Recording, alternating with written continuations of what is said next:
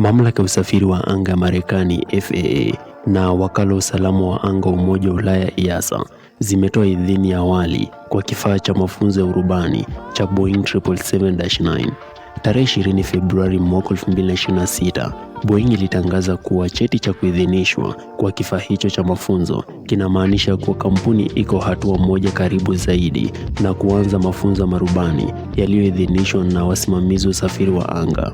Kupata idhini hizi ni hatua muhimu tunapojiandaa kuanza mafunzo ya urubani, alisema Captain Gary Mandy, rubani mkuu wa kiufundi wa 777X.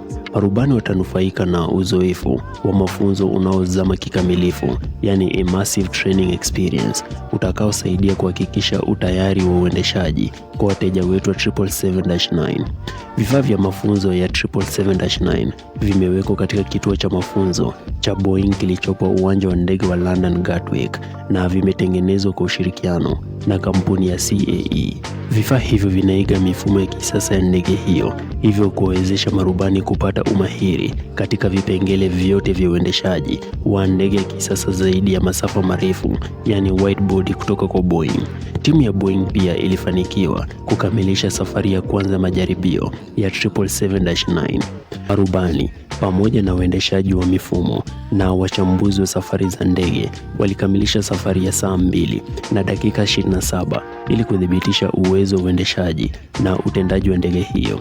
Kuidhinishwa kwa vifaa hivi vya mafunzo kunaonyesha dhamira yetu ya kutoa suluhisho za mafunzo zenye ubora wa juu zinazokidhi mahitaji ya mashirika ya ndege duniani na wasimamizi wa sekta, alisema Chris Broom, makamu wa rais wa Commercial Training Solutions katika Boeing Global Services.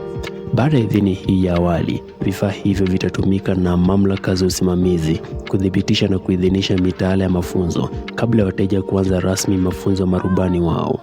Chumba cha urubani, yani flight deck, cha 777-9 kimeundwa kwa kuzingatia ufanano na ndege za 777 na 787 Dreamliner, huku kikijumuisha maboresho mapya kwa ajili ya hudumu wa urubani. Idhini hii ni matokeo ya juhudi za miaka kadhaa kati ya CAE na wataalamu wakuu wa Boeing, alisema Alexander Prevost, rais wa usafiri wa anga wa kiraia katika CAE. Tunafurahia kuendeleza ushirikiano huu imara tunapowasilisha vifaa kamili vya mafunzo, yani full flight simulators, kwa wateja wetu wa pamoja kote duniani.